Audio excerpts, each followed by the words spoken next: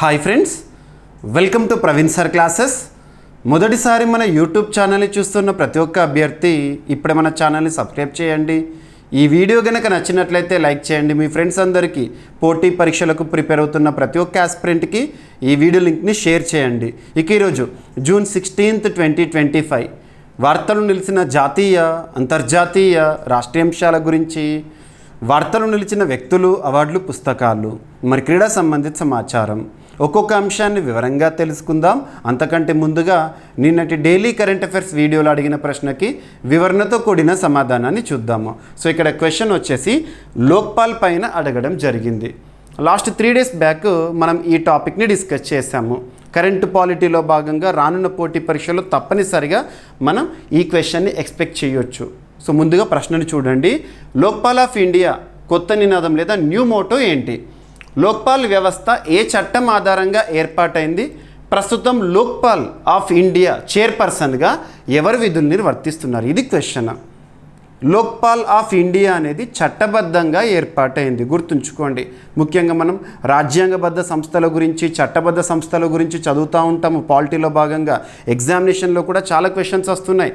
ఈ క్రింది వాటిలో ఇవ్వబడిన సంస్థలను రాజ్యాంగబద్ధంగా ఏర్పడ్డాయా, చట్టబద్ధంగా ఏర్పడ్డాయా గుర్తించండి అని అలాంటి క్వశ్చన్స్ని చూస్తూ ఉంటాము.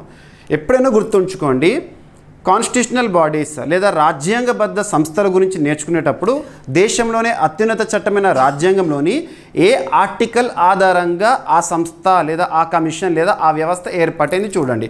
ఆర్టికల్ను గుర్తుంచుకోండి. ఉదాహరణకు తీసుకుంటే election commission of India is constitutional body అంటాను. కేంద్ర ఎన్నికల సంఘం అనేది రాజ్యాంగబద్ధ సంస్థ అని నేర్చుకుంటున్నాము. అప్పుడు రాజ్యాంగబద్ధ సంస్థ పదాన్ని చూడగానే మరి దేశంలోనే అత్యున్నత చట్టమైన రాజ్యాంగంలో ఏ ఆర్టికల్ వద్ద దాని గురించి ప్రత్యేకంగా పేర్కొనడం జరిగింది అంటే రాజ్యాంగంలో దాని ప్రస్తావన ఉంది. ఆర్టికల్ 324 పార్ట్ 15 ఆఫ్ ఇండియన్ కాన్స్టిట్యూషన్లో మనం ఎలక్షన్ కమిషన్ ఆఫ్ ఇండియా గురించి నేర్చుకుంటాం. కాబట్టి రాజ్యాంగబద్ధ సంస్థ అంటాం. అలా చాలా సంస్థల గురించి మీరు చూస్తూ ఉంటారు.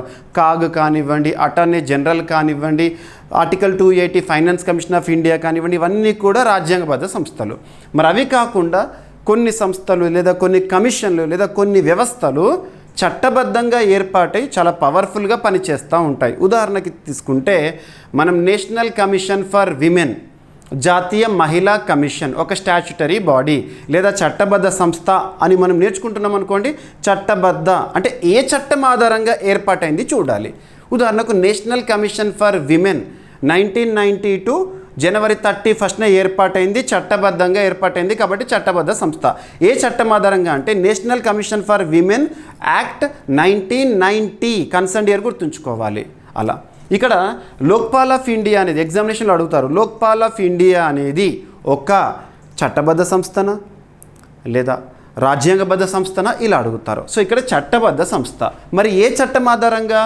లోక్పాల్ అండ్ లోకాయుక్త యాక్ట్ 2013 గుర్తుంచుకోండి. కన్సర్న్ ఇయర్ 2013 ఆధారంగా 2014 జనవరి 16 నుండి లోక్పాల్ వ్యవస్థ అనేది అమల్లోకి రావడం జరిగింది. చట్టబద్ధ సంస్థ గుర్తుంచుకోండి. మరి దానికి సంబంధించి ఇప్పటి వరకు లోక్పాల్ ఆఫ్ ఇండియాకి సంబంధించి మోటో నినాదంగా మనం ఏం నేర్చుకున్నాము? మా ఘ్రిద కాస్య స్విధానం. దాని స్థానంలో కొత్త నినాదం అనేది రీసెంట్గా న్యూస్లోకి వచ్చింది. అదేంటంటే empower citizens, expose corruption. So Lokpal of India అనేది అవినీతికి అడ్డుకట్ట వేయడానికి స్థాపించబడిన ఒక అంబడ్స్మన్ అని కూడా మనం చెప్పచ్చు. మనం ఇండియన్ పాలిటీ కోర్స్లో వీటన్నిటి గురించి కూడా నేర్చుకున్నాము. సో ఇక్కడ అబ్జర్వ్ చేస్తే ఎంపవర్ సిటిజన్స్, ఎక్స్పోజ్ కరప్షన్ ఇది న్యూ మోటో. మరి దేని స్థానంలో వచ్చింది? పాతదేంటి? మా ఘ్రిద కాస్య స్విధానం గుర్తుపెట్టుకోండి. ఇక లోక్పాల్ ఆఫ్ ఇండియాకి సంబంధించి చట్టం చెప్పాను. మరి లోక్పాల్ ఆఫ్ ఇండియాకి సంబంధించి మొట్టమొదటి చైర్పర్సన్ 2019లో మనం చూసాము, పినాకి చంద్రఘోష్ గారు. పినాకి చంద్రఘోష్ గారి పేరు ఇటీవల తరచూ వార్తల్లో చూస్తున్నారు. ముఖ్యంగా తెలంగాణ రాష్ట్రానికి సంబంధించి వింటున్నారు. కాళేశ్వరం పైన ఎంక్వైరీ కమిషన్ ఉంది కదా, పినాకి చంద్రఘోష్ గారి కమిషన్ ఏదైతే ఉంటుందో తన ఎదుటే ఇటీవల తెలంగాణ రాష్ట్ర మాజీ ముఖ్యమంత్రి కేసీఆర్ గారు విచారణకి హాజరు కావడం జరిగింది. ఇలాంటివి మనం చూస్తున్నాము. ఓకేనా? సో ఇది ఇక లోక్పాల్ ఆఫ్ ఇండియాకి సంబంధించి ప్రస్తుతం చైర్పర్సన్గా జస్టిస్ అజయ్ మాణిక్ రావు ఖాన్విల్కర్. ఎనఫ్. సో ఈ విధంగా ఏదైనా ఒక సంస్థ గురించి లేదా ఒక వ్యవస్థ గురించి నేర్చుకుంటున్నప్పుడు దాని యొక్క బేసిక్స్ నేర్చుకునే చూడండి. ఇక లోక్పాల్ ఆఫ్ ఇండియా చైర్పర్సన్గా మనం అబ్జర్వ్ చేస్తే నియమితులయ్యే వ్యక్తి ఎవరైతే ఉంటారో తను సుప్రీంకోర్టుకి సంబంధించి మాజీ ప్రధాన న్యాయమూర్తే కావచ్చు లేదా మాజీ న్యాయమూర్తే కావచ్చు అండ్ అదర్ 8 మెంబర్స్ ఉంటారు. అదంతా కంపోజిషన్, ప్రస్తుతానికి అది అప్రస్తుతం. మీకు ఇక్కడ క్వశ్చన్ ఏదైతే ఇచ్చానో క్వశ్చన్ అనేది సాటిస్ఫై చేశాను. అండ్ అభ్యర్థులు గుర్తుంచుకోండి, మన డైలీ కరెంట్ అఫైర్స్ వీడియోస్ని ప్రతిరోజు కూడా మీకు అందిస్తూనే ఉన్నాను. ఒక్కరోజు కూడా సెలవు తీసుకోకుండా, ఒక్కరోజు కూడా ఆబ్సెంట్ అవ్వకుండా మీరు కూడా అనుకోవాలి. సో సార్ ప్రతిరోజు కూడా మన కోసం క్లాసెస్ ఇస్తున్నారు, నేను కూడా తప్పనిసరిగా క్లాస్ని చూసి తీరాల్సింది, ఏ రోజు క్లాస్ని ఆ రోజే.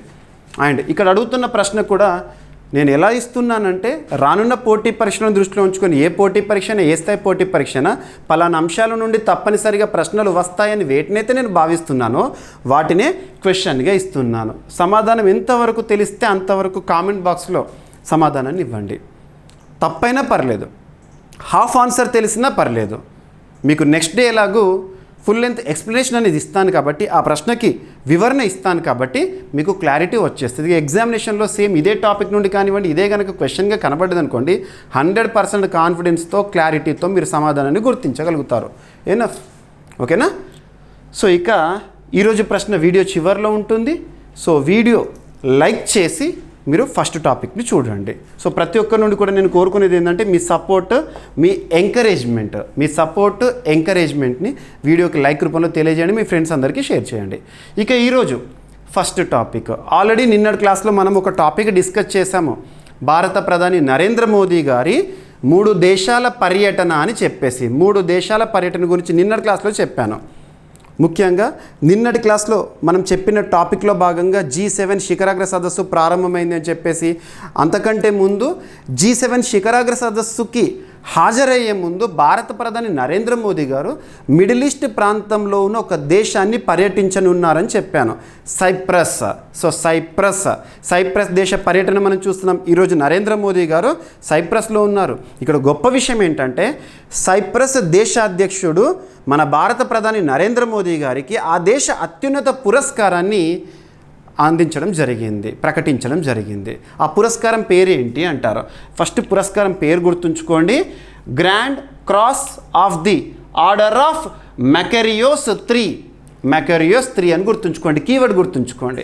ఎక్కువగా పురస్కారాలకు సంబంధించి మనం grand cross of the, order of the ఇవి రెగ్యులర్గా వింటూ ఉంటాం చాలా వరకు. ఇక్కడ మనం గుర్తుంచుకోవాల్సింది సైప్రస్ అనగానే మెకరియోస్ అని గుర్తుంచుకోండి, ఎందుకంటే కీవర్డ్ ఎగ్జామినేషన్లో కీవర్డ్ ఆధారంగా గుర్తించవచ్చు. ఓకేనా?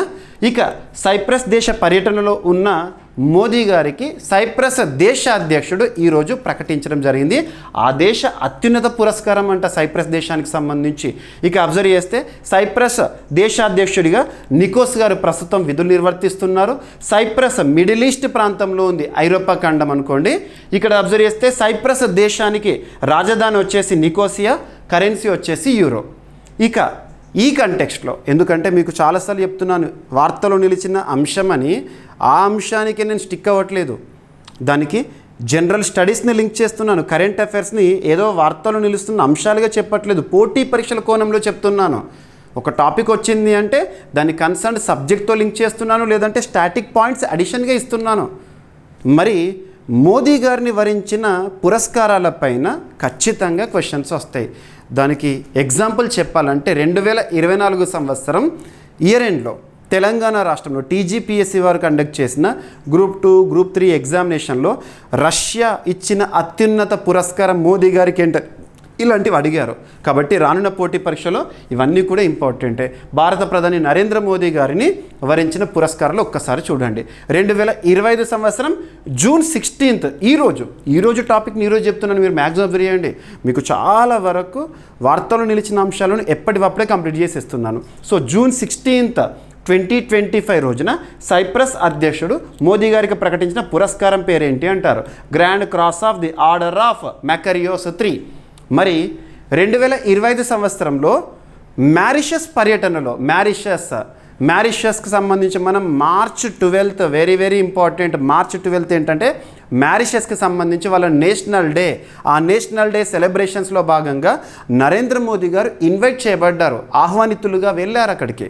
వాళ్ళ దేశ చరిత్రలోనే నేషనల్ డే అంటే స్వాతంత్ర దినోత్సవ వేడుకల్లో పాల్గొన్నారు, మనల్ని గౌరవంగా పిలిచారు. అప్పుడు వెళ్ళిన మోదీ గారికి మారిషస్ దేశం, ఆ దేశ ప్రభుత్వం ఇచ్చిన పురస్కారం, దాని గురించి ఆల్రెడీ మనం చూసాము మార్చ్ మంత్లోనే. మరొకసారి చూడండి, మారిషస్కి సంబంధించి the grand commander of the order of the star and key of the Indian Ocean, ఇది మారిషస్.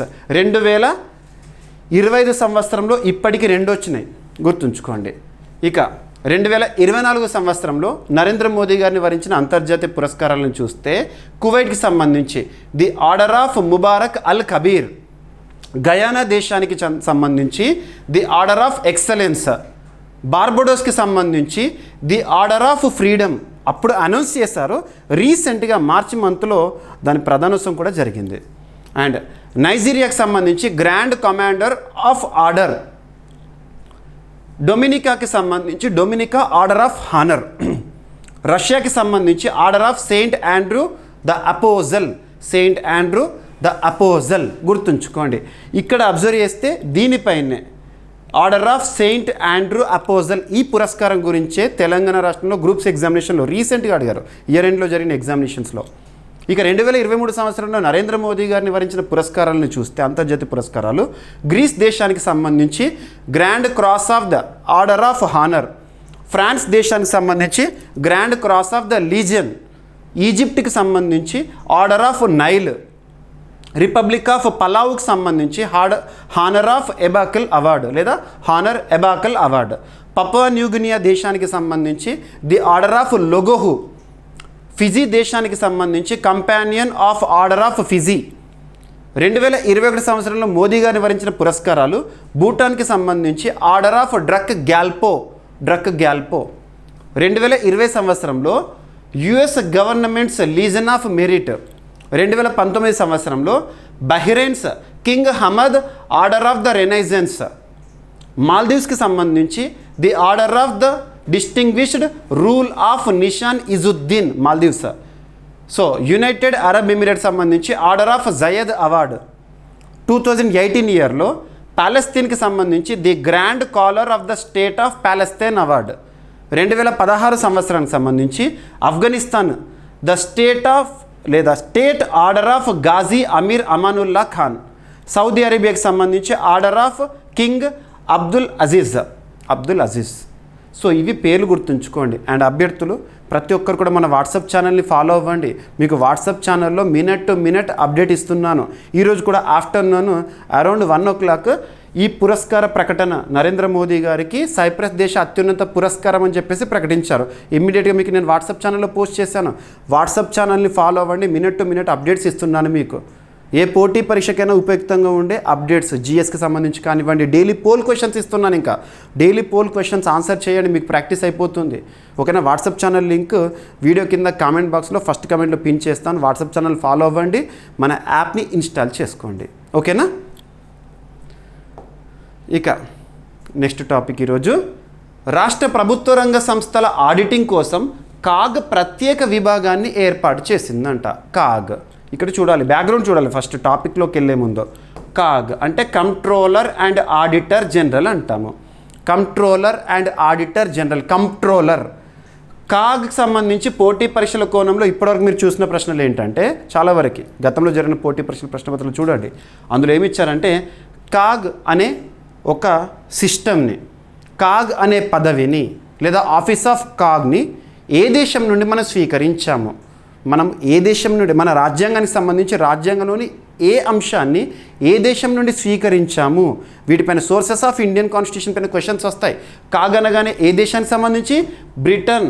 సో బ్రిటన్ కాన్స్టిట్యూషన్ నుండి మనం బరో చేసాము కాగ్ అనే సిస్టమ్ మన భారతదేశంలో పనిచేస్తుంది. మరి దేశంలోనే అత్యున్నత చట్టమైన రాజ్యాంగంలో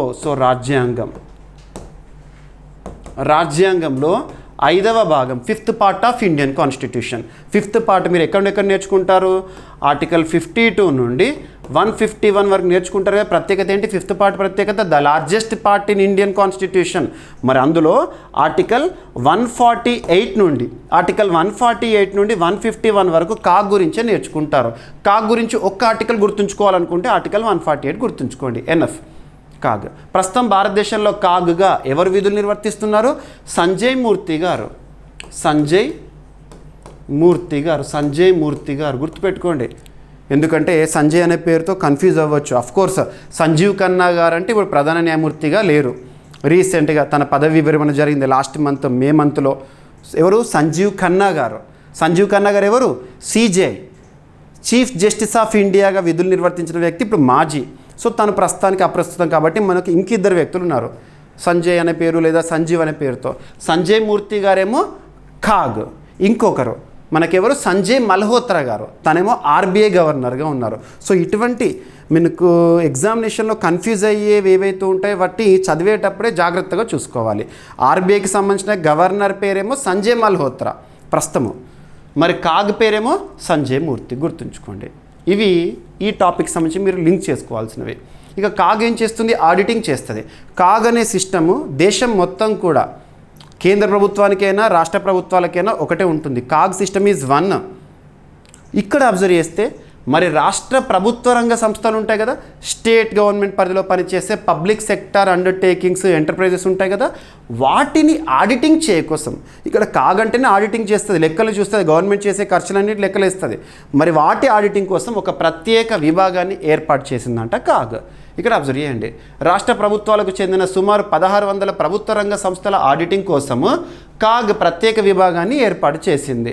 దేశవ్యాప్తంగా అన్ని రాష్ట్రాలకు సంబంధించి రాష్ట్రాల వారీగా ఒక్కొక్క రాష్ట్రానికి ప్రత్యేకంగా రాష్ట్రాల వారీగా పబ్లిక్ సెక్టార్ అండర్టేకింగ్స్ ఏవైతే ఉంటాయో వాటి ఆడిటింగ్కు ఒకే ప్రదేశం నుంచి నిర్వహించడం ఈ విభాగం అనేది లక్ష్యం అంట. సో ప్రతి రాష్ట్రానికి సంబంధించి ఒక్కొక్క రాష్ట్రంలో పబ్లిక్ సెక్టార్ అండర్టేకింగ్స్ ఉంటాయి కదా, వాటిని ఆడిటింగ్ చేయడం కోసం ప్రత్యేక విభాగము. ఈ ప్రత్యేక విభాగం ఏర్పాటు ఉద్దేశం ఏంటంటే రాష్ట్ర ప్రభుత్వ రంగ సంస్థల ఆడిటింగ్లో వేగము సమర్థత తీసుకురావడము. సో ఆడిటింగ్ లేకపోతే అవినీతి కూడా జరిగే అవకాశం ఉంటుంది కాబట్టి వాటిని వేగవంతం చేయాలి. ఆడిటింగ్ విషయంలో ఆయా సంస్థల పనితీరు పారదర్శకతను పెంపొందించడము, ట్రాన్స్పరెన్సీ ఉండాలి. ఇప్పటి వరకు వివిధ రాష్ట్రాల్లో ఆడిటింగ్ నిర్వహించడం వల్ల సమయం అధికంగా పడుతుంది. దీన్ని తగ్గించడం కోసము ఒక్కొక్క రాష్ట్రానికి సంబంధించి ఆడిటింగ్ చేయడము, పబ్లిక్ సెక్టర్ అండర్టేకింగ్స్ని ఆడిటింగ్ చేయడం అంటే విపరీతమైన సమయం పడుతుంది. కాబట్టి ఒక స్పెషల్ సిస్టమ్ తీసుకొచ్చి ఇక ఒకే ప్రదేశం నుండి అన్ని రాష్ట్రాల ఆడిటింగ్ అనేది చేయడం, ఇక ఆ రాష్ట్రాలకు సంబంధించి పబ్లిక్ సెక్టర్ అండర్టేకింగ్స్. సో ప్రత్యేక విభాగం ద్వారా ప్రయోజనాలు: రాష్ట్ర పబ్లిక్ సెక్టర్ అండర్టేకింగ్స్ ఆడిటింగ్ను ఒకే కేంద్రం నుంచి నిర్వహించవచ్చు. సమగ్ర సమన్వయము, సమర్థవంతమైన నిర్వహణ అనేది జరుగుతుందంట. ఇక కాగ్కి సంబంధించి సో మీకు ఆల్రెడీ చెప్పాను, కాగ్కి సంబంధించి బేసిక్ చెప్పాను, అవి చూడండి సరిపోతుంది. ఉదాహరణకు భారతదేశంలో పబ్లిక్ సెక్టర్ అండర్టేక్స్ కేంద్ర ప్రభుత్వ పరిధిలో పనిచేస్తున్నవి ఏంటంటే BHEL కానివ్వండి, ONGC కానివ్వండి, IOC కానివ్వండి. ఇక రాష్ట్ర ప్రభుత్వాలకు చెందిన పబ్లిక్ సెక్టర్ అండర్టేకింగ్స్ ఏంటంటే విద్యుత్ పంపిణీ సంస్థలు, RTC వంటి సంస్థలు. ఓకేనా. కాగ్ కార్యాలయం వచ్చేసి న్యూఢిల్లీ. భారత రాష్ట్రపతి ద్వారా కాగ్ నియమించబడతారు. పదవీ కాలం వచ్చేసి 6 సంవత్సరాలు లేదా 65 ఏళ్ళు, ఏది ముందైతే అది. సో ఇంత ఇన్ఫర్మేషన్ ఇస్తున్నాను మీకు. నేను చెప్పే ప్రతి టాపిక్ కూడా మీకు కరెంట్ అఫైర్స్ అంటే ఏదో కరెంట్ అఫైర్స్ కోణంలోనే స్కోరింగ్ చేయడం కాదు. కరెంట్ అఫైర్స్తో పాటు జనరల్ స్టడీస్ని లింక్ చేసుకొని నేర్చుకుంటే మ్యాక్సిమం స్కోర్ చేయొచ్చు, టాపర్ అవ్వచ్చు మనము. అదేవిధంగా మీకు కూడా నేను ఇచ్చే కంటెంట్ కూడా అలాగే ఇస్తున్నాను, అబ్జర్వ్ చేయండి. అండ్ ఇక్కడ చెప్పే ప్రతి టాపిక్ మీకు క్లాస్ డైలీ ఇస్తున్నాను కదా, దానికి సంబంధించి స్క్రిప్ట్ కూడా ఇంత డెప్త్గా ఇస్తున్నాను. ఏ రోజు టాపిక్స్ ఆ రోజే మీరు అబ్జర్వ్ చేస్తే మన యాప్లో శాంపుల్ పీడిఎఫ్స్ కూడా ఉంటాయి, చూడవచ్చు. ఇప్పటివరకు మన యాప్ ఇన్స్టాల్ చేసుకుని వారు ఎవరైనా ఉంటే GVK స్టడీ సర్కిల్ యాప్ ఇప్పుడే ఇన్స్టాల్ చేసుకోండి. మీరు ప్లే స్టోర్లో GVK స్టడీ సర్కిల్ అని టైప్ చేయండి, మీకు యాప్ విజిబుల్ అవుతుంది. లేదంటే కామెంట్ బాక్స్లో ఫస్ట్ కామెంట్లో పిన్ చేస్తాను యాప్ లింక్. మీరు ఇన్స్టాల్ చేసుకున్న తర్వాత డైలీ CA కోర్స్ ఉంటుంది, అందులోనే టెస్ట్ సిరీస్ కూడా ఇస్తున్నాను. శాంపుల్ పీడిఎఫ్స్ ఉంటాయి, ఎలా ఉంటాయి పీడిఎఫ్స్ చూడండి. ఈజీగా మీరు ప్రింట్ తీసుకోవచ్చు, చదువుకోవచ్చు, రివిజన్ చేసుకోవచ్చు. ఒక కాంగ్రెస్ లేదా ఒక సమావేశము, ఒక సమ్మిట్, ఏదైనా సమ్మిట్ లేదా సదస్సు అంటాం తెలుగులో, లేదా కాన్ఫరెన్స్ లేదా ఎగ్జిబిషన్ గురించి డిస్కస్ చేసేటప్పుడు దానికి సంబంధించి పోటీ పరీక్షల కోణంలో ముఖ్యంగా వేటిపైన ఫోకస్ చేయాలి. ఫస్ట్ వచ్చేసి ఆ సమావేశం లేదా సదస్సు లేదా కాన్ఫరెన్స్ లేదా ఎగ్జిబిషన్ యొక్క పేరేంటి, పేరు. ఆ సమావేశం లేదా సదస్సు ఎక్కడ జరుగుతోంది లేదా జరగబోతోంది, ఎవరు నిర్వహించబోతున్నారు లేదా ఎవరు నిర్వహిస్తున్నారు. నెక్స్ట్ ఆ సదస్సుకి సంబంధించి డేట్స్ ఇంపార్టెంట్, ఏ డేట్స్లో ప్రారంభమై ఏ డేట్స్లో ముగుస్తుంది. నెక్స్ట్ వచ్చేసి ఆ సదస్సు లేదా సమావేశానికి సంబంధించి థీమ్. సో థీమ్ గురించి నేర్చుకునేటప్పుడు ఏ లాంగ్వేజ్లో ఉంటే అదే లాంగ్వేజ్లో గుర్తుపెట్టుకునే ప్రయత్నం చేయండి.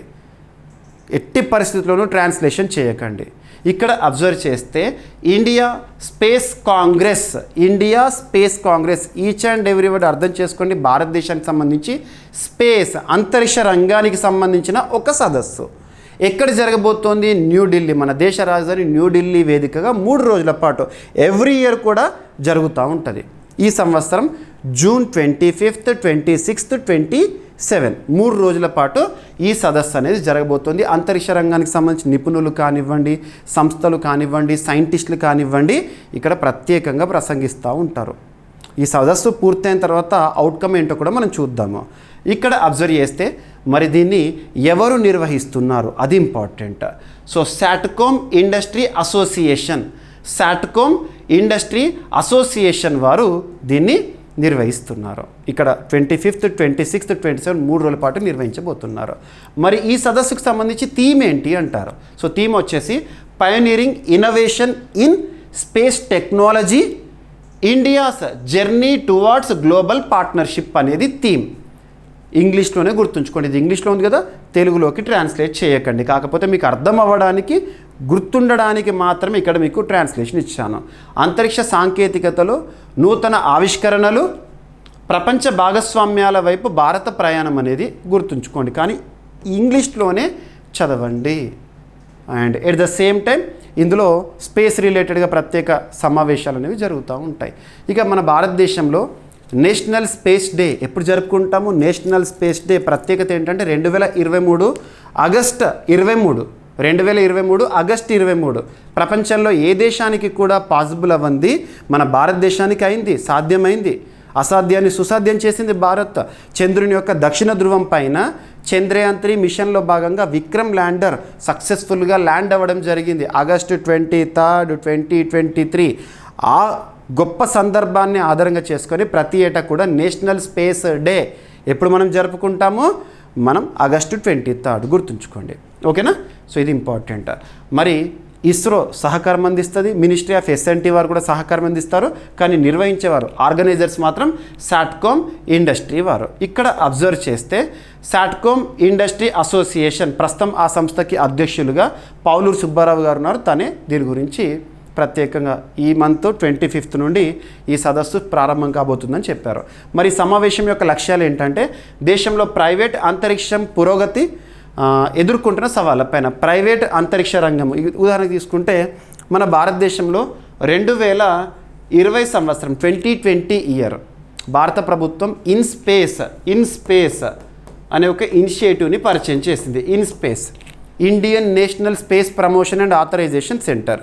ఇస్రో సాధిస్తున్న ఘనతలకి తోడు అంతరిక్ష రంగంలో ప్రైవేట్ స్టార్టప్స్ని ప్రోత్సహిస్తుంది భారత్ ఇస్రో సహకారంతో. సో అందులో భాగంగా చాలా ప్రైవేట్ స్టార్టప్స్ సాధిస్తున్న పురోగతి గురించి చూస్తున్నాం. అవన్నీ కూడా ఇక్కడ డిస్కషన్. ఇంకా వాటిలో ఏమైనా సమస్యలు ఉన్నాయా, అవి ఏమైనా సవాళ్ళని ఎదుర్కొంటున్నాయి, అవన్నీ కూడా ఇక్కడ డిస్కస్ చేస్తారన్నట్టు. అంతర్జాతీయ అంతరిక్ష సహకారంపై చర్చలు జరుగుతాయి ఇక్కడ.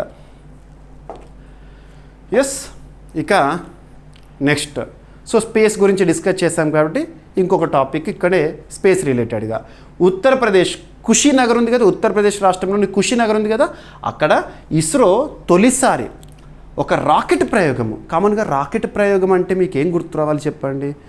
ఎక్కడ ఏ శాటిలైట్ తయారైనా కూడా ఖచ్చితంగా రాకెట్ ప్రయోగం అంటే మాత్రం మన తెలుగు రాష్ట్రం ఆంధ్రప్రదేశ్లోని తిరుపతి జిల్లా శ్రీహరికోట నుండే కదా లాంచింగ్ చేసేది.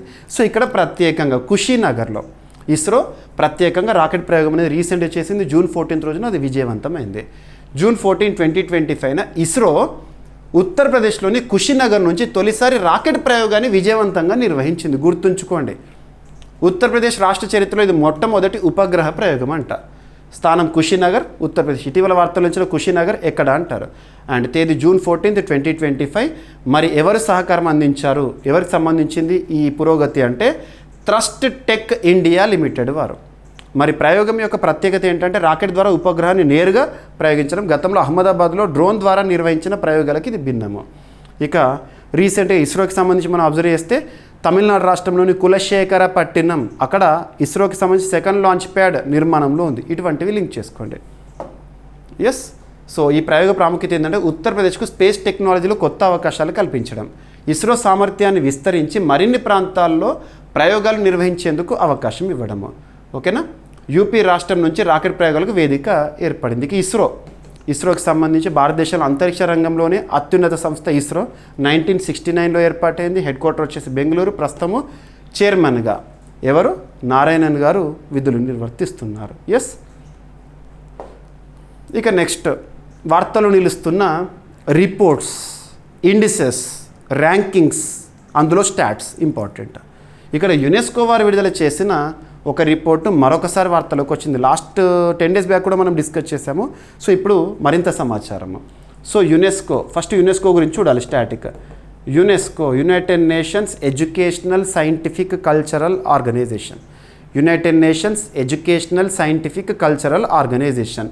ఈ సంస్థ 1945 నవంబర్ 16 రోజున ఏర్పాటైంది. ఈ సంస్థ యొక్క ప్రధాన కేంద్రం, ముఖ్యంగా ఐక్యరాజ్య సమితికి అనుబంధంగా పనిచేసే సంస్థలు వార్తల్లోకి వస్తున్నాయంటే వాటి యొక్క ప్రధాన కేంద్రం ఇక్కడ చూడాలి.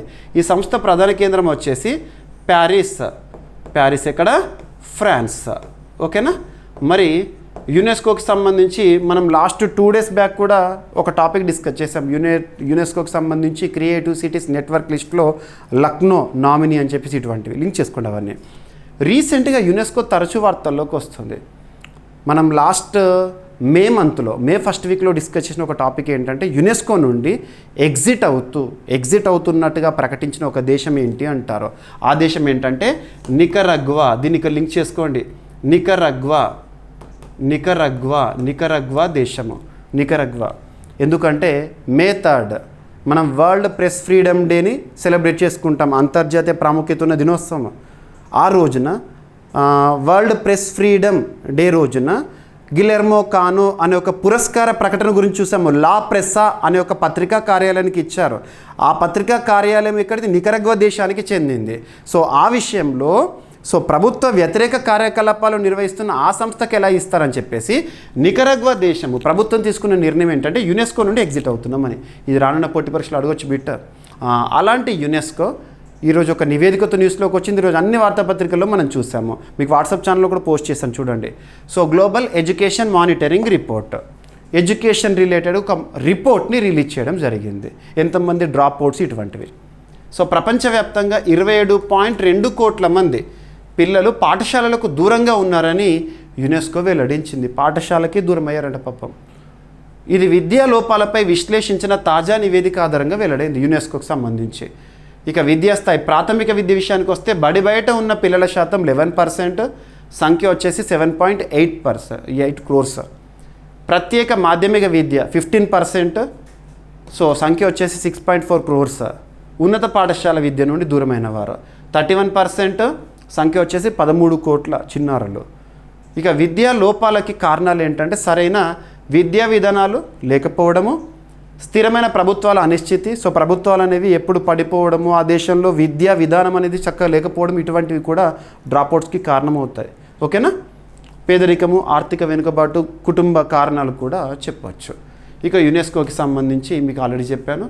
అండ్ యునెస్కో గ్లోబల్ లక్ష్యాలు వచ్చేసి యునెస్కో నిర్దేశించుకున్న లక్ష్యాలు ఏంటంటే 2025 నాటికి బడి బయట ఉన్న పిల్లల సంఖ్యను 7.5 కోట్లకు తగ్గించాలి. ఇప్పుడేమో 20 కోట్ల కంటే ఎక్కువ ఉన్నారు. 2030 నాటికి ప్రపంచంలోని ప్రతి ఒక్క చిన్నారికి కూడా విద్య అందించాలి. అంటే డ్రాప్అవుట్స్ అనేవి ఉండకూడదు. విద్యా వ్యవస్థకి దూరం ఉన్న చిన్నారి ఒక్కరు కూడా ఉండొద్దని యునెస్కో నిర్దేశించుకుంది. ఇక మనకు సస్టైనబుల్ డెవలప్మెంట్ గోల్స్, సుస్థిర అభివృద్ధి లక్ష్యాలు అంటాం.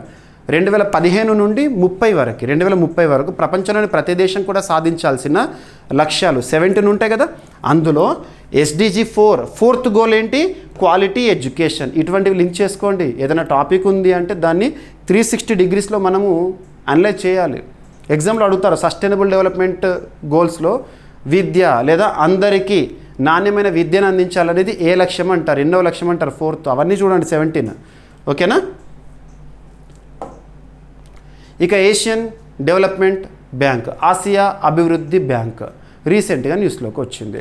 ఏషియన్ డెవలప్మెంట్ బ్యాంక్కి సంబంధించి గుజరాత్ రాష్ట్రంలో నైపుణ్యాభివృద్ధికి ప్రత్యేక రుణం అనేది న్యూస్లోకి వచ్చింది. అంటే గుజరాత్ రాష్ట్రంలో నైపుణ్యాభివృద్ధి కోసం ఏడీబీ ప్రత్యేక రుణాన్ని మంజూరు చేసింది. ఈ టాపిక్ డిస్కస్ చేసే ముందు ఏడీబీ గురించి బేసిక్ చూద్దాము. ADB Asian development bank. ఈ బ్యాంకు యొక్క ప్రధాన కేంద్రం వచ్చేసి మనీలా ఫిలిప్పీన్స్ కేంద్రం పనిచేస్తుంది. ఏడీబీలో 2024 సంవత్సరం సెప్టెంబర్ మంత్లో ఇజ్రాయిల్ సభ్యత్వాన్ని స్వీకరించడం జరిగింది. ఎన్నవ సభ్యత్వ దేశం అంటారు? 69th member. గుర్తుంచుకోండి, ఇటువంటివి అడుగుతారు. ప్రస్తుతం ఏడీబీలో ఎన్ని సభ్య దేశాలు ఉన్నాయని అన్నారు అనుకోండి, 69వ దేశం ఇది అంటారు. అది కూడా మన కరెంట్ అఫైర్స్లో ఇంపార్టెంట్. ఇజ్రాయిల్ ఇక్కడ ప్రత్యేకత ఏంటంటే నాన్ రీజనల్ మెంబర్గా చేరడం జరిగింది. ఇవి చూడండి. ఇక అబ్జర్వ్ చేస్తే ఏడీబీకి సంబంధించి రీసెంట్గా గుజరాత్ రాష్ట్రంలో నైపుణ్యాభివృద్ధి కార్యక్రమాలకు $109.97 మిలియన్ కోట్ల రుణాన్ని, ఇక్కడ అబ్జర్వ్ చేస్తే $1 మిలియన్ రుణాన్ని లేదా 927 కోట్ల రూపాయల రుణాన్ని మంజూరు చేసింది. సో ఇక్కడ చూడండి, డాలర్స్ పరంగానైతేనేమో $109.97 మిలియన్. అదే మన ఇండియన్ కరెన్సీలో తీసుకుంటే 927 crore రూపీస్ రుణాన్ని మంజూరు చేసింది. ఈ నిధులు గుజరాత్ స్కిల్స్ డెవలప్మెంట్ ప్రోగ్రామ్ కోసం వినియోగిస్తారంట. కార్యక్రమం వివరాలు వచ్చేసి జిఎస్డిపి కార్యక్రమం గుజరాత్ రాష్ట్ర కార్మిక నైపుణ్యాభివృద్ధి ఉపాధి శాఖ ఆధ్వర్యంలో అమలవుతుంది. సరిపోతుంది. ఎస్. సో డైరెక్ట్ ఈ 2 పాయింట్స్ చూడండి. ఎన్ఎఫ్. ఇక ఏడీబీ ఏషియన్ డెవలప్మెంట్ బ్యాంక్ స్థాపన 1966, ప్రధాన కార్యాలయం మనీలా ఫిలిప్పీన్స్. ఆసియా పసిఫిక్ ప్రాంతంలో పేదరిక నిర్మూలన, ఆర్థిక అభివృద్ధికి సహకారం అందించడము. ఇక గుజరాత్ రాష్ట్ర ప్రస్తుత ముఖ్యమంత్రి భూపేంద్రభాయ్ పటేల్ బీజేపీ అధికారంలో ఉంది. గుజరాత్ రాష్ట్ర మాజీ ముఖ్యమంత్రి 2016 నుండి 21 వరకు విధులు నిర్వర్తించిన విజయ్ రూపానీ గారు ఇటీవల అహ్మదాబాద్ ప్లేన్ క్రాష్ ప్రమాదంలో మరణించడం జరిగింది. ఎస్. ఎన్ఎఫ్. ఇక నెక్స్ట్ అంతర్జాతీయ యోగా దినోత్సవం మనందరికీ తెలుసు. Coming 21 June. మరి యోగా డే మొట్టమొదటిసారి ఎప్పుడు సెలబ్రేట్ చేసుకున్నాము? 2015 జూన్ 21. యోగా దినోత్సవాన్ని జూన్ 21గా ఐక్యరాజ్య సమితి ఏ సంవత్సరంలో ఆమోదించింది? భారత ప్రతిపాదనని 2014 సంవత్సరంలో. And at the same time UNESCO విడుదల చేసే ఒక జాబితా ఇంటాంజిబుల్ కల్చరల్ హెరిటేజ్ లిస్ట్లో యోగాకి కూడా స్థానాన్ని ఇవ్వడం జరిగింది. భారతదేశం నుండి 15 ఉంటే 15లో యోగా కూడా ఉంది. సో ఇవన్నీ లింక్ చేసుకోవాలి. మరి ఇక్కడ యోగా డే సందర్భంగా ఒక ప్రత్యేక సర్వే అనేది వార్తల్లోకి వచ్చింది. ఆ సర్వే నిర్వహించిన వారెవరు? సర్వేలో తేలిన గణాంకాలు ఏంటి? సో సర్వే పేరు ఏంటంటే impact assessment of a decade of international day of yoga. Impact assessment అంటే యోగా యొక్క ప్రభావం ఎలా ఉంది. మరి అంతర్జాతీయ యోగా దినోత్సవాన్ని అంగరంగ వైభవంగా జరుపుకుంటున్నాం కదా. ఒక దినోత్సవాన్ని మనం ఎందుకు జరుపుకుంటామంటే ఒక ప్రత్యేక అంశం పట్ల ప్రజల్లో అవగాహన కల్పించడానికి. మరి యోగా డే గురించి ఇంత ప్రచారం కల్పిస్తున్నాం. మరి యోగా డే ప్రచారంలో భాగంగా యోగా దినోత్సవాన్ని జరుపుకుంటున్నాం. అందులో భాగంగా ఎంతమంది ప్రజలకి యోగా పట్ల అవేర్నెస్ వచ్చి యోగాని వాళ్ళ జీవితంలో భాగంగా చేసుకున్నారు అనే అంశము ఈ సర్వే యొక్క ఉద్దేశము. ఎవరు చేశారో? మినిస్ట్రీ ఆఫ్ ఆయుష్ మంత్రిత్వ శాఖ 2014 సంవత్సరంలో ఏర్పడిన మంత్రిత్వ శాఖ. కేంద్రంలో బీజేపీ అధికారంలోకి వచ్చాక నరేంద్ర మోదీ గారు ప్రధాని అయిన తర్వాత 2014 నుండి ఆయుష్కి ఇంపార్టెన్స్ పెరుగుతుంది. సో ఈ ఫలితం సర్వేలో పాల్గొన్న వారిలో ఎవరైతే ఉదాహరణకి సర్వేలో 100 మంది పాల్గొన్నారు అనుకోండి, 100లో 41 మందికి యోగాను తమ జీవితంలో భాగస్వామ్యం చేసుకున్నారంట. గుర్తుంచుకోండి. ఇక యోగా ప్రభావము రోజువారీ జీవనశైలిలో యోగాను అనుసరించడము, ఆరోగ్య మానసిక ప్రశాంతత, జీవిత నాణ్యత పెరుగుదల, యోగా పట్ల ప్రజల్లో పెరిగిన అవగాహన శక్తి అని చెప్పడం జరిగింది. సో ఐక్యరాజ్య సమితి 2014 జూన్ 21ని అంతర్జాతీయ యోగా దినోత్సవంగా ప్రకటించింది 2014లోనే. కానీ మొట్టమొదటి యోగా దినోత్సవం ఏమో జూన్ 21, 2015. మరి ఈ సంవత్సరం జరగబోయే యోగా డే ఎన్నవది? 11th edition. డికేడ్ అంటే 10 ఏళ్ళు పూర్తయింది అన్నట్టు. ఎస్. ఎన్ఎఫ్. ఆయుష్ ఫుల్ ఫామ్ ఏంటని అడుగుతారు. ఆయుర్వేద, యోగా, న్యాచురోపతి, యునాని, సిద్ధ, హోమియోపతి. ఇక నెక్స్ట్ ర్యాగింగ్ కేసులకు సంబంధించి ర్యాగింగ్ భూతం ఇప్పటికీ కూడా చాలా కాలేజెస్లో మనం చూస్తున్నాము. మెడికల్ కాలేజెస్లో కనబడుతుంది, ఇంజనీరింగ్ కాలేజ్లో. ఎంత టాప్ కాలేజ్ అయితే అంత ర్యాగింగ్ కూడా ఎక్కువ కనబడే సందర్భాలు మనం చూస్తూ ఉంటాము. మరి అటువంటి ర్యాగింగ్ కేసుల విషయంలో ఇటీవల విడుదలైన గణాంకాలు. సో 2024 సంవత్సరంలో ర్యాగింగ్ రిలేటెడ్గా కేసెస్ ఎన్ని నమోదైనాయి అని చెప్పేసి ministry of health and family welfare వారు కేంద్ర మంత్రిత్వ శాఖ వారు విడుదల చేసిన గణాంకాలు. ప్రస్తుతం ministry of health and family welfare concern మినిస్టర్గా జేపీ నడ్డా గారు విధులు నిర్వర్తిస్తున్నారు. సో 2024లో దేశవ్యాప్తంగా వైద్య కళాశాలల్లో మొత్తం 165 ర్యాగింగ్ ఫిర్యాదులు నమోదైనట కేసెస్. అత్యధికంగా ఉత్తరప్రదేశ్ మొదటి స్థానంలో, బీహార్ రెండవ స్థానంలో ఉందంట. ఇక టాప్ 5 ర్యాగింగ్ పెనుభూతం విషయంలో ఎక్కువగా ఫిర్యాదులు ఏ రాష్ట్రంలో నమోదైన 2024లో ఇక్కడ ఇచ్చాను. ఇక తెలుగు రాష్ట్రాల విషయానికి వస్తే ఆంధ్రప్రదేశ్లో 6 కేసులు ఉన్నాయి. అత్యధికంగా ర్యాగింగ్ కేసులు నమోదవుతున్న రాష్ట్రాల్లో ఆంధ్రప్రదేశ్ వచ్చేసేసి 9వ స్థానంలో ఉంది, తెలంగాణ వచ్చేసి 12వ స్థానంలో ఉంది. ఇక కళాశాలలు, ఆసుపత్రులు, హాస్టల్లో సీసీ కెమెరాలను ఏర్పాటు చేసి ర్యాగింగ్కి అడ్డుకట్ట వేస్తుంది. ఇక్కడ హాస్టళ్ళు ఇటువంటివి ఎందుకు, ఆసుపత్రులు అంటే ఏంటంటే మెడికల్ కాలేజ్ ఇటువంటి విషయాల్లో. ఓకేనా. అండ్ ర్యాగింగ్ నిరోధక పోస్టర్లు, హోర్డింగ్లను ఏర్పాటు చేస్తుంది ప్రభుత్వం. ఇప్పటికే జాతీయ వైద్య కమిషన్ ద్వారా ప్రత్యేక ర్యాగింగ్ ఫిర్యాదు పోర్టల్ని కూడా ఏర్పాటు చేశారు. ఓకేనా. యూజీసీ యూనివర్సిటీ గ్రాంట్స్ కమిషన్ వారు 2009లో యూజీసీ రెగ్యులేషన్స్ ఆన్ కర్బింగ్ ర్యాగింగ్ని అమలు చేసింది. సరిపోతుంది. ఇక భారతదేశం వివిధ దేశాలకు ఆర్థిక సాయాన్ని, వైద్య సాయాన్ని లేదా సహాయక చర్యల గురించి మనం వింటూ ఉంటాము. ఈరోజు సురినామ్ దేశానికి ప్రత్యేకమైన ఒక సాయం అనేది న్యూస్లోకి వచ్చింది. ప్రత్యేక పరికరాలను పంపుతూ సాయము.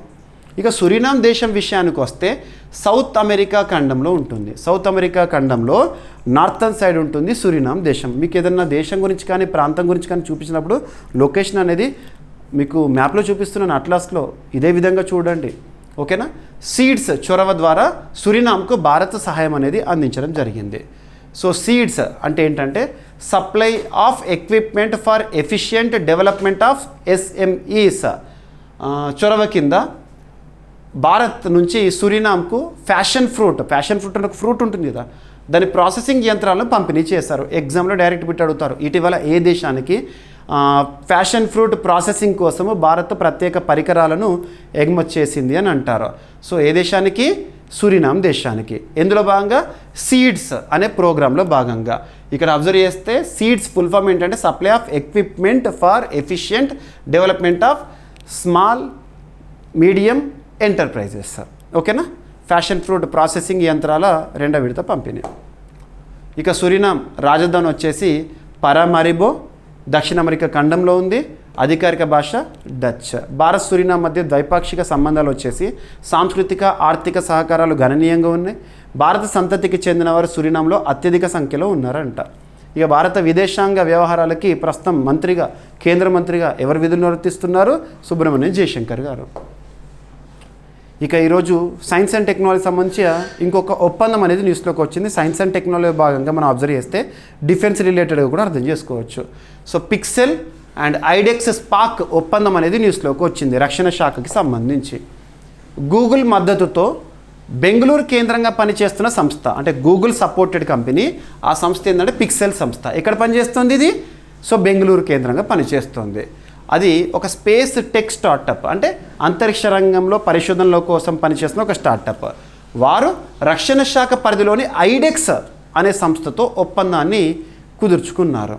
ఈ ఒప్పందం ద్వారా భారత వాయుసేన కోసం, ఇండియన్ ఎయిర్ ఫోర్స్ కోసము హైపర్ స్పెక్ట్రల్ మరియు మిడ్వేవ్ ఇన్ఫ్రారెడ్ పేలోడ్లను అభివృద్ధి చేయబోతున్నారు. అంటే పేలోడ్స్ అంటే శాటిలైట్ అనుకోవచ్చు. పేలోడ్ అంటే శాటిలైట్ అనే కాదు, కామన్గా ఉదాహరణ తీసుకోండి.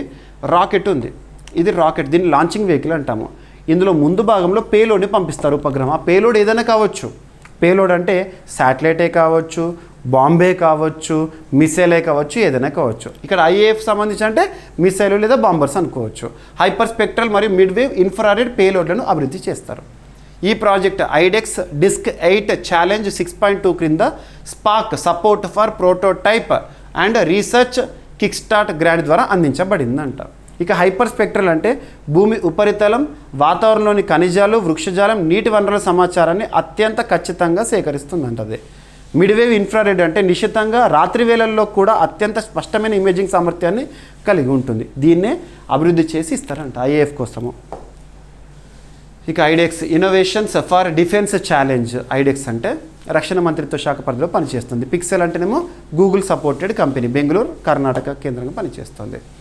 ఇక మన భారతదేశమే కాదు ప్రపంచమంతా కూడా ప్రస్తుతం రెన్యూవబుల్ ఎనర్జీ వైపు పయనిస్తోంది.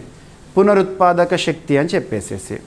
మరి రెన్యూవబుల్ ఎనర్జీలో భాగంగా గాలి సౌర విద్యుత్ సామర్థ్యం అనేది మన భారతదేశంలో గణనీయమైన వృద్ధిని సాధించిందంట. గాలి సౌర విద్యుత్ సామర్థ్యం అనేది ఇక్కడ అబ్జర్వ్ చేస్తే భారతదేశంలో గాలి విద్యుత్ అంటే ఏంటంటే విండ్ ఎనర్జీ, పవన విద్యుత్ అంటాం కదా, సామర్థ్యం గతేడాదితో పోలిస్తే 10.5% పెరిగి 51.5 గిగావాట్లకు చేరిందంట. ప్రహ్లాద్ జోషి గారు చెప్పారు ఈ మాటలని. సో కేంద్ర పునరుత్పాదక ఇంధన శాఖ మంత్రి ప్రహ్లాద్ జోషి గారు ఈ వివరాలను వెల్లడించారు. పిఐబిలో మీకు కనబడుతూ ఉంటాయి. ప్రెస్ ఇన్ఫర్మేషన్ బ్యూరో, ప్రభుత్వానికి సంబంధించిన అఫీషియల్ ఇన్ఫర్మేషన్. మీకు నేను కరెంట్ అఫైర్స్ ఏవైతే ఇస్తున్నానో ప్రతి ఒక్కటి కూడా అఫీషియల్ సోర్సెస్ నుండే ఇస్తున్నాను. భారత్ స్వావలంబన దిశగా పచ్చదనానికి ప్రాధాన్యం ఇస్తూ వేగంగా ముందుకు వెళ్తోంది, అంటే గ్రీన్ ఎనర్జీ వైపు వెళ్తోంది. సో ఇక్కడ అబ్జర్వ్ చేస్తే విండ్ ఎనర్జీ 2024 సంవత్సరంలో 46.2 గిగావాట్స్ ఉండే, 1 ఇయర్లో 51.5 గిగావాట్స్కి పెరిగింది. ఎంత పర్సెంట్ వృద్ధి అంటే 10.5% వృద్ధి లాస్ట్ ఇయర్తో పోలిస్తే. ఇక సౌర విద్యుత్, సౌరశక్తి 84.28 గిగావాట్స్ ఉండే 2024లో, అది కాస్త ఉత్పత్తి ప్రొడక్షన్ వచ్చేసి 110.83 గిగావాట్స్ చేరింది. సో పర్సెంటేజ్ ఇంప్రూవ్మెంట్ ఎంత అంటే 31.49. సో ఇక్కడ అబ్జర్వ్ చేస్తే మొత్తం పునరుత్పాదక విద్యుత్ వచ్చేసి 2024లో 193.58 గిగావాట్స్, 2025 నాటికి 226.74 గిగావాట్స్. సో ఎంత ఇంప్రూవ్మెంట్ అంటే వృద్ధి ఎంత అంటే 17.13%. ఇక సౌర విద్యుత్ వృద్ధి 2014లో కేవలం 2.82 గిగావాట్ సామర్థ్యం మాత్రమే ఉన్న భారత్ 2025 నాటికి 110.83 గిగావాట్స్కి చేరింది. 11 ఏళ్లలో భారీ అభివృద్ధి సాధించి అంతర్జాతీయ స్థాయిలో గుర్తింపు పొందింది. ఇక్కడ గుర్తుంచుకోండి, సౌరశక్తి అనగానే మనము 2024 జనవరి 22వ తేదీన అయోధ్య, ఉత్తరప్రదేశ్ అయోధ్యలో బాలరాముని ప్రాణప్రతిష్ఠ, విగ్రహ ప్రతిష్ఠ జరిగాక అదే రోజు జనవరి 22, 2024 రోజున భారత ప్రధాని నరేంద్ర మోదీ గారు ఒక స్టేట్మెంట్ ఇచ్చారు. పిఎం సూర్య గారు అని చెప్తూ మనం సౌరశక్తిని గణనీయంగా పెంచుకుందామని చెప్పేసి. అందులో భాగంగా 2024 ఫిబ్రవరి 13 నుండి పిఎం సూర్య గారు లేదా ప్రధానమంత్రి ముఫ్త్ బిజ్లీ యోజనని అమల్లోకి తీసుకొచ్చారు. ఇటీవల యూపీఎస్సీ సివిల్ సర్వీసెస్ ప్రిలిమినరీ ఎగ్జామినేషన్లో కూడా దానిపైన క్వశ్చన్ అడిగారు. సో లక్ష్యాలు ఏంటి? సో స్వచ్ఛమైన పర్యావరణహితమైన విద్యుత్ను ఉత్పత్తి చేయడం, ఆత్మనిర్భర్ భారత్ దిశగా కీలక అడుగులు, స్థిరమైన ఆర్థిక పర్యావరణ అభివృద్ధికి తోడ్పాటు. ఓకేనా? రీసెంట్గా మనకి June 15 నిన్నటి రోజున కదా, ఆ రోజున ప్రత్యేకత ఏంటి? June 15 గ్లోబల్ విండ్ డే సందర్భంగా ఈ గణాంకాలు అనేవి వార్తల్లోకి వచ్చినాయి. ఈరోజు June 16.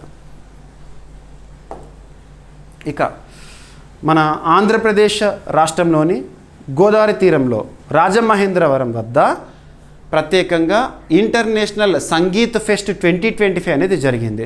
అంతర్జాతీయ సంగీత ఫెస్ట్ 2025 అనేది దాదాపు 750 మంది కళాకారుల అద్భుత ప్రదర్శన అనేది చోటు చేసుకోవడం జరిగింది. సో శ్రీ వెంకటేశ్వర ఆనం కళాకేంద్రం, గోదావరి తీరం, రాజమహేంద్రవరంలో కాల వ్యవధి 4 రోజుల పాటు జరిగింది. నిన్నటితో ముగిసింది. నిర్వహణ శ్రీ రాధాకృష్ణ కళాక్షేత్రం ఆధ్వర్యంలో జరిగింది. పాల్గొన్న దేశాలు దాదాపు భారతదేశంలో 13 రాష్ట్రాలు పాల్గొన్నాయి ఈ వేదికలో. అండ్ మలేషియా నుండి కూడా కళాకారులు పాల్గొన్నారు. దాదాపు 750 మంది కళాకారులు పాల్గొన్న ఒక సాంస్కృతిక ఈవెంట్ అనుకోండి, కల్చరల్ ఈవెంట్. సో ప్రదర్శించిన నృత్యం భరతనాట్యము, కూచిపూడి, ఒడిస్సీ, కేరళ నృత్యము, జానపద నృత్యం, ఇవన్నీ కూడా. ఇక భారత శాస్త్రీయ నృత్యాలు మొత్తం గుర్తింపు పొందిన శాస్త్రీయ నృత్యాలు భారతదేశంలో 8. ఇది అదనపు సమాచారం, ఇంపార్టెంట్ ఇది. ఓకేనా? ఇక్కడ భరతనాట్యం ఏమో తమిళనాడు ఇంపార్టెంట్, కూచిపూడి ఆంధ్రప్రదేశ్, ఒడిస్సీ ఒడిషా, కథక్ ఉత్తర భారతము. ఇక ఈరోజు వార్తల్లో నిలిచిన అంశాల్లో 3 బుక్స్ న్యూస్లోకి వచ్చినాయి, బుక్స్ అండ్ ఆథర్స్. సో ఇక్కడ అబ్జర్వ్ చేస్తే బుక్స్ అండ్ ఆథర్స్ గురించి నేర్చుకునేటప్పుడు ఆ బుక్ యొక్క కవర్ పేజ్ చూడాలి. కవర్ పేజ్ పైన ఏ లాంగ్వేజ్లో అయితే ఆ బుక్ నేమ్ ఉందో అదే లాంగ్వేజ్లో గుర్తుపెట్టుకోవాలి. ఎట్టి పరిస్థితుల్లో ట్రాన్స్లేషన్ చేయకండి. బుక్ పేరేంటి, ఆథర్ పేరేంటి, దాని యొక్క ఉద్దేశం ఏంటో చూస్తే సరిపోతుంది. సో ఇక్కడ అబ్జర్వ్ చేస్తే మోదీస్ నీతి శాస్త్ర ద వరల్డ్స్ హిస్ ఆయిస్టర్ అనే ఒక పుస్తకం కవర్ పేజ్ చూపిస్తున్నాడు డైరెక్ట్గా. అంటే సింపుల్గా మోదీ గారికి సంబంధించి భారత ప్రధానిగా మోదీ గారు వచ్చిన తర్వాత న్యాయ వ్యవస్థకి సంబంధించి తీసుకొచ్చిన సంస్కరణలు కానివ్వండి, గొప్ప గొప్ప సంస్కరణలు ఏవైతే ఉంటే వాటన్నిటిని కూడా ఈ పుస్తకంలో మనకు అందించడం జరిగింది. ఎవరు ఆథర్ అని అడుగుతారో, డాక్టర్ ఆదిష్ సి అగర్వాలా గారు రాసిన పుస్తకము. ఓకేనా, గుర్తుంచుకోండి. సో దీన్ని రీసెంట్గా అర్జున్ రామ్ మేఘవాల్ గారు రిలీజ్ చేయడం జరిగింది. ప్రస్తుతం న్యాయ వ్యవస్థకి, భారతదేశంలో న్యాయశాఖకి మంత్రిగా ఉన్నారు కేంద్ర. సో ప్రధానమంత్రి నరేంద్ర మోదీ గారి పదవీ కాలానికి 11 సంవత్సరాలు పూర్తి కావడం సందర్భంగా డాక్టర్ ఆదిష్ సి అగర్వాలా గారు రచించిన పుస్తకం మోదీస్ నీతి శాస్త్ర ద వరల్డ్స్ హిజ్ ఆయిస్టర్ అనే పుస్తకం విడుదలైంది. సో పుస్తకం పేరు ఆథర్. తను ఎవరంటే మాజీ ప్రెసిడెంట్, సుప్రీంకోర్టు బార్ అసోసియేషన్ అంటే లీగల్, న్యాయ శాస్త్రంలో తనకంటూ ప్రత్యేక గుర్తింపు ఉన్న వ్యక్తి లీగల్గా. సో మరి ఇందులో దేని గురించి రాశారంటే, ప్రధాని నరేంద్ర మోదీ గారి నాయకత్వంలో భారతదేశంలో చట్టపరంగా వచ్చిన లేదా న్యాయపరంగా వచ్చిన సంస్కరణలు, మార్పులు, అభివృద్ధిని ముఖ్య స్తంభాలు లేదా పిల్లర్స్గా అభివర్ణిస్తూ చెప్పారు. ఇక నెక్స్ట్ ఇంకొక పుస్తకము హిస్టరీకి సంబంధించి, మన చరిత్ర వాస్తవానికి వేరే దేశాల్లో ఎలా ఉంటుందనేది మనం ఇక్కడున్న వాళ్ళకి కొంతమందికి తెలుసు. ఇండాలజీ అని చెప్పేసి, ఇండాలజీ లేదా అప్పుడప్పుడు మీరు వింటారు, ఒక పర్సన్ గురించి విన్నప్పుడు ఇండాలజిస్ట్ అని చెప్పేసి. ఇండాలజీ అంటే ఏంటంటే భారతదేశ చరిత్ర గురించి అధ్యయనం చేసే శాస్త్రము ఇండాలజీ. ఫారిన్ యూనివర్సిటీస్ ఉంటాయి, లండన్లో కానివ్వండి, అమెరికాలో కానీ, ఆస్ట్రేలియాలో, జర్మనీలో, ఫ్రాన్స్లో మన దేశ చరిత్ర గురించి గొప్ప గొప్పగా నేర్చుకునే విభాగాలైన డిపార్ట్మెంట్స్ ఇండాలజీ డిపార్ట్మెంట్స్. మరి భారతదేశ చరిత్ర గురించి, మన భారతదేశ చరిత్రలో కీలకమైన అంశాలను ప్రధాన అంశాలుగా తీసుకొని ఒక పుస్తకాన్ని మనకు పరిచయం చేశారు. ఎవరు ఆథర్ అంటారు? సో ఆడ్రీ ట్రస్చే తను ఎవరంటే ఇండాలజిస్ట్, అమెరికన్ ఇండాలజిస్ట్, అంటే అమెరికాకు సంబంధించిన ఇండాలజిస్ట్, మన భారతదేశ చరిత్ర తెలిసిన వారు. తను రాసిన పుస్తకం పేరు ఏంటంటే India 5000 years of history on the sub continent. 5000 సంవత్సరాల భారతదేశ చరిత్రని, అందులో కీలక అంశాలని పుస్తక రూపంలో తీసుకొచ్చారు అమెరికన్ ఇండాలజిస్ట్ ఆడ్రీ ట్రస్కే. ఓకేనా? So India 5000 years of history on subcontinent ఎవరు రాశారో చూడండి. సో ప్రముఖ అమెరికన్ చరిత్రకారుని లేదా ఇండాలజిస్ట్. ఓకేనా, ఆడ్రీ ట్రస్కే. నెక్స్ట్ ఇంకొక పుస్తకం నిన్నటి రోజున రిలీజ్ అయింది, వెంకయ్య నాయుడు గారి చేతుల మీదుగా రిలీజ్ అయిన పుస్తకము స్టాండింగ్ టాల్ అనే ఒక పుస్తకం. ఈ పుస్తకము ఎవరికి సంబంధించిన పుస్తకం అంటే ఏవిఎస్ రాజు గారికి సంబంధించిన పుస్తకము వెంకయ్య నాయుడు గారు రిలీజ్ చేశారు. సో ప్రముఖ పారిశ్రామికవేత్త, పద్మశ్రీ పురస్కార గ్రహీత, ఎన్సిసి లిమిటెడ్ సంస్థ వ్యవస్థాపకుడు మరియు ఎమిరిటస్ చైర్మన్ డాక్టర్ ఏవిఎస్ రాజు గారి జీవిత చరిత్రను రీసెంట్గా నిన్నట్లోనే విడుదల చేయడం జరిగింది వెంకయ్య నాయుడు గారు. ఆ పుస్తకం పేరేంటంటే స్టాండింగ్ టాల్ అనే ఒక పుస్తకము. ఓకేనా, గుర్తుంచుకోండి. ఎస్, ఇక అవార్డ్స్ తర్వాత క్రీడల గురించి చూద్దాము. సో ఫ్రాన్స్ దేశానికి సంబంధించి మాజీ దేశాధినేతకు గతంలో ఇచ్చిన ఒక పురస్కారాన్ని ఫ్రాన్స్ ప్రభుత్వం వెనక్కి తీసుకుంది. సో ఇక్కడ అబ్జర్వ్ చేస్తే ఫ్రాన్స్ మాజీ అధ్యక్షుడు సర్కోజీ తనకిచ్చిన పురస్కారం లీజన్ ఆఫ్ హానర్ అనే ఒక పురస్కారం ఏదైతే ఉన్నదో దాన్ని రద్దు లేదా పురస్కారాన్ని వెనక్కి తీసుకుంది ప్రభుత్వము. ఎందుకంటే ఇటీవల తాను ఫ్రాన్స్ మాజీ అధ్యక్షుడు చాలా అవినీతి ఆరోపణలు ఎదుర్కొంటున్నాడు. సో ఫ్రాన్స్ మాజీ అధ్యక్షుడు నికోలస్ సర్కోజీ, ఇటీవల వార్తల్లోకి వచ్చిన నికోలస్ సర్కోజీ ఎవరంటారు? ఫ్రాన్స్ మాజీ అధ్యక్షుడు. లీజన్ ఆఫ్ ఆనర్ మెడల్ను ఫ్రాన్స్ ప్రభుత్వం రద్దు చేసింది. అవినీతి ఆరోపణలను నిరూపణ కావడంతో ఈ నిర్ణయాన్ని తీసుకున్నారంట. ఇక లీజన్ ఆఫ్ హానర్ గురించి ఫ్రాన్స్ అత్యున్నత పౌర పురస్కారం ఇది. గొప్ప సేవలు అందించిన వారికి ఫ్రాన్స్ ప్రభుత్వం ఇస్తుంది. ఈ పురస్కారం రద్దు అవ్వడం చాలా అరుదైన సంఘటన అన్నమాట. ఓకేనా, అవినీతి ఆరోపణలు ఎదుర్కొంటున్నారు తను. ఇక లీజన్ ఆఫ్ హానర్ అనేది 1802లో ఏర్పాటైన ఒక పురస్కారం ఫ్రాన్స్కి సంబంధించి. ఎస్, ఇక నెక్స్ట్ ఇంకొక పురస్కారం శ్రీమంత శంకరదేవ పురస్కారం. సో శ్రీమంత శంకరదేవ పురస్కారం 2023 పురస్కార గ్రహీతగా ఎవరు వార్తల్లోకి వచ్చారో అంటారు. సో భారతదేశానికి చెందిన ప్రఖ్యాత క్లాసికల్ నృత్య కళాకారిణి డాక్టర్ సోనాల్ మాన్సింగ్ 2023 సంవత్సరానికి గాను ప్రతిష్టాత్మక శ్రీమంత శంకరదేవ పురస్కారాన్ని అందుకున్నారు. రీసెంట్గా ఇటీవల జరిగిన కార్యక్రమంలో 2025లో పురస్కారాల ప్రదానోత్సవం జరిగింది. ఓకేనా. సో అస్సాం గవర్నర్ గారి చేతుల మీదుగా అస్సాంలో జరిగిన కార్యక్రమం. సో ఇక్కడ అబ్జర్వ్ చేస్తే పురస్కారం పేరు శ్రీమంత శంకరదేవ పురస్కార గ్రహీతగా ఇటీవల ఎవరు వార్తల్లోకి వచ్చారంటారు. ఈ పురస్కారం ఏంటంటే అస్సాం రాష్ట్రంలో అత్యున్నత సాంస్కృతిక పురస్కారాల్లో ఒకటి. అస్సాం రాష్ట్రానికి సంబంధించిన పురస్కారము అక్కడ వాళ్ళ కల్చర్ రిలేటెడ్గా ఇచ్చి ఒక హయ్యెస్ట్ హానర్గా చెప్పొచ్చు. ప్రముఖ అస్సామీ సాంస్కృతిక దార్శనికుడు సంఘ సంస్కర్త శ్రీమంత శంకరదేవ పేరు మీదుగా దీన్ని స్థాపించడం జరిగిందంట. ఇక పర్సన్స్ గురించి చూస్తే తెలంగాణ ఆర్టీసీలో మొట్టమొదటి మహిళా డ్రైవర్గా సరిత గారు నిలిచారు. ఓకేనా. సో ఇక్కడ అబ్జర్వ్ చేస్తే తెలంగాణ రాష్ట్ర రోడ్డు రవాణా సంస్థ చరిత్రలో తొలి మహిళా డ్రైవర్గా వి సరిత గారు నియమితులయ్యారు. యాదాద్రి భువనగిరి జిల్లా సంస్థాన్ నారాయణపురం మండలం సిత్యా తండాకు చెందిన ఆమె ఒక సరికొత్త చరిత్రను సృష్టించారు. సరిపోతుంది 2 లైన్లో. మిర్యాలగూడ డిపోలో ఎలక్ట్రిక్ బస్సుకు డ్రైవర్గా బాధ్యతలు చేపట్టారు. సరిపోతుంది. ఓకేనా. సో ఎగ్జామినేషన్ పాయింట్ ఆఫ్ వ్యూలో తెలంగాణ రాష్ట్రానికి సంబంధించిన ఎగ్జామినేషన్లో తన గురించి అడగవచ్చు. ఓకేనా. మహిళా సాధికారతల భాగం కూడా మీరు లింక్ చేసుకోవచ్చు. ఆర్టీసీలో మొట్టమొదటి మహిళా బస్ డ్రైవర్. తను ఏ రూట్లో నడిపారంటే హైదరాబాద్ మిర్యాలగూడ రూట్లో నడిపారు. ఓకేనా. ఇక క్రీడలకు సంబంధించి అల్టిమేట్ టేబుల్ టెన్నిస్ 2025 విజేతగా ముంబై నిలిచింది. అల్టిమేట్ టేబుల్ టెన్నిస్ విజేతగా సీజన్ 6 విజేతగా. ముంబై ఫ్రాంచైజీ పేరు ఏంటంటే యుముంబా జట్టు ప్రతిష్టాత్మక అల్టిమేట్ టేబుల్ టెన్నిస్ 2025 సీజన్లో విజేతగా నిలిచింది. ఫైనల్లో జైపూర్ పైన గెలుపొందడం. సేమ్ ఐపీఎల్ లాగానే టేబుల్ టెన్నిస్ సంబంధించింది. మనకు లీగ్స్ అనేవి ఇటీవల చాలా ఇంపార్టెన్స్. ఎందుకంటే క్రీడ ఎప్పుడైతే వినోదాత్మకంగా మారుతుందో ఈ లీగ్స్కి ఫ్రాంచైజీకి ఇంపార్టెన్స్ పెరుగుతుంది. ఐపీఎల్ క్రికెట్కి సంబంధించి ఎంటర్టైన్మెంట్. అలాగే టేబుల్ టెన్నిస్ సంబంధించింది ఎవరిపైన గెలిచారు. అల్టిమేట్ టేబుల్ టెన్నిస్ అనేది భారతదేశంలో ప్రొఫెషనల్ టేబుల్ టెన్నిస్ లీగ్ 2017లో మొట్టమొదటి లీగ్ అనేది జరిగింది. ఈ సంవత్సరం 6th సీజన్ కదా.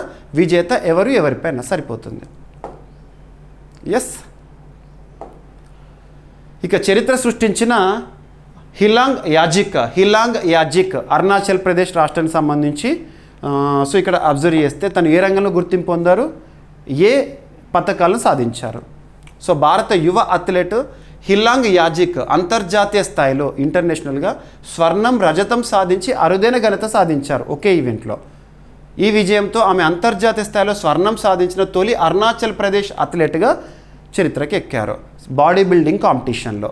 ఈవెంట్ వచ్చేసి సౌత్ ఏషియా లేదా దక్షిణాసియా bodybuilding and physique sport championship ఎక్కడ జరిగిందంటే భూటాన్లో జరిగింది.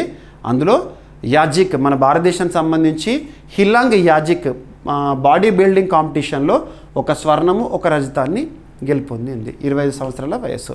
అరుణాచల్ ప్రదేశ్ రాష్ట్రానికి సంబంధించిన ఎగ్జామ్లో అడుగుతారు. ఇటీవల వార్తల్లోకి వచ్చిన హిలాంగ్ యాజిక్ ఏ రాష్ట్రానికి చెందినవారని అడుగుతారు. ఎస్. ఇక ఈరోజు ప్రశ్న 2025 జూన్ నెలలో భారతదేశంలోని 2 చిత్తడి నేలలకు రామ్సర్ గుర్తింపు అనేది దక్కింది. 2025 జూన్ మంత్లోనే మనం డిస్కస్ చేసాము. ఆ 2 ఏ రాష్ట్రంలో ఉన్నాయి, వాటి పేర్లేంటి? డైరెక్ట్ ఆన్సర్ ఇవ్వండి. ఓకేనా. ఇక మీకు రామ్సర్ సైట్స్ గురించి ఎంతవరకు తెలిస్తే అంతవరకు సమాధానం ఇచ్చే ప్రయత్నం చేయండి. ఇక ఈరోజు టాపిక్స్ని మనం క్విక్ రివిజన్ చేస్తే ఫస్ట్ టాపిక్ వచ్చేసి సైప్రస్ దేశ అత్యున్నత పురస్కారం భారత ప్రధాని నరేంద్ర మోదీ గారికి.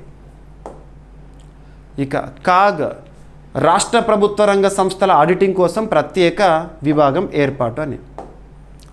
And India space Congress 2025 theme ఏంటి, ఎక్కడ జరగబోతోంది, ఎప్పుడు జరగబోతోంది. అండ్ ఉత్తరప్రదేశ్ కుషినగర్లో ఇస్రో తొలి రాకెట్ ప్రయోగం విజయవంతము. అండ్ యునెస్కో నివేదిక ప్రపంచ విద్యా స్థితిగతులపైన global education monitoring report. And గుజరాత్లో నైపుణ్యాభివృద్ధికి ఏషియన్ డెవలప్మెంట్ బ్యాంకు రుణం. అంతర్జాతీయ యోగా దినోత్సవం 10 సంవత్సరాల ఇంపాక్ట్ సర్వే అనేది న్యూస్లోకి వచ్చింది.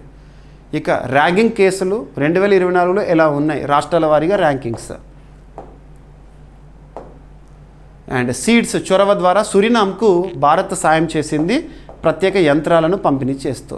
పిక్సెల్ మరియు ఐడెక్స్ మధ్య కుదిరిన ఒప్పందము.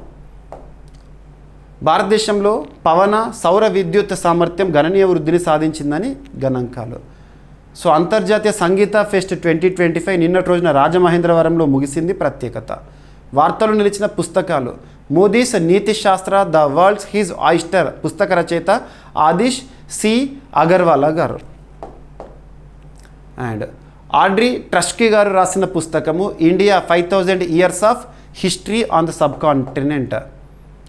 అండ్ స్టాండింగ్ టాల్ అనే ఒక పుస్తకము ఏవిఎస్ రాజు గారి జీవిత చరిత్ర. అండ్ ఫ్రాన్స్ మాజీ అధ్యక్షుడు సర్కోజ్ లీజన్ ఆఫ్ హానర్ గౌరవం ఏదైతే ఉంటుందో రద్దుతో వార్తల్లోకి వచ్చారు. అండ్ శ్రీమంత శంకరదేవ పురస్కార గ్రహీతగా ఇటీవల వార్తలు నిలిచిన వ్యక్తి సోనాల్ మాన్సింగ్ 2023 పురస్కార గ్రహీత. 2025లో పురస్కార ప్రదానోత్సవం అస్సాంలో. ఇక తెలంగాణ ఆర్టీసీలో మొట్టమొదటి మహిళా డ్రైవర్గా సరిత గారు. And ultimate table tennis champion 2025 సీజన్కి గాను యుముంబా. అండ్ చరిత్ర సృష్టించిన హిలాంగ్ యాజిక్ బాడీ బిల్డింగ్ కాంపిటీషన్స్లో సో టోర్నమెంట్ ఎక్కడ జరిగింది, తను గెలిచిన పథకాలు ఏంటి. ఇక క్వశ్చన్ 2025 జూన్ నెలలో భారతదేశంలోని 2 చిత్తడి నెలలకు రామ్సర్ గుర్తింపు దక్కింది. ఆ 2 ఏ రాష్ట్రంలో ఉన్నాయి, వాటి పేర్లు ఏంటి. సో వీడియో చూస్తున్న ప్రతి ఒక్క ఆస్పిరెంట్ కూడా లైక్ చేయండి, మీ ఫ్రెండ్స్ అందరికీ వీడియో లింక్ని షేర్ చేయండి. సమాధానాన్ని మాత్రం తప్పనిసరిగా కామెంట్ బాక్స్లో కామెంట్ రూపంలో ఇవ్వండి. వీడియో పట్ల మీ ఫీడ్బ్యాక్ని కూడా ఇవ్వండి, ఇన్పుట్గా తీసుకుంటాను. ఏమైనా మిస్లేనియస్ టాపిక్స్ ఉన్నాయనుకోండి, నో నీడ్ టు వర్రీ. రేపటి క్లాస్లో జోడించి మళ్ళీ నేర్చుకుందాం. రేపు కలుద్దాం. Thank you.